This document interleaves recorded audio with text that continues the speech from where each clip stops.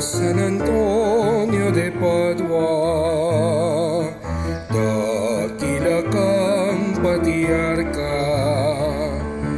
apostol sa pananampalataya, aming ulirang Ama. San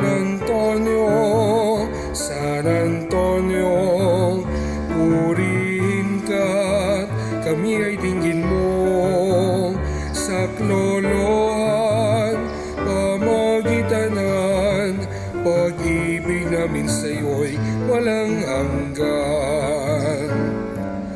O San Antonio de Padua, dakila kang patriarka,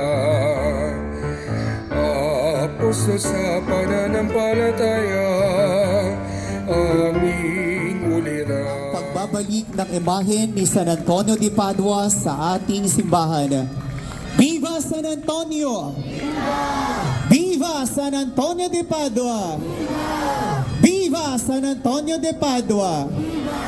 At sa tagpong ito po mga kaibigan ay atin pong sama-samang saksihan ang pagbababa sa banal na imahe ng ating mahal na patron at sama-sama po natin itong iintayin na makapasok sa kaniyang simbahan.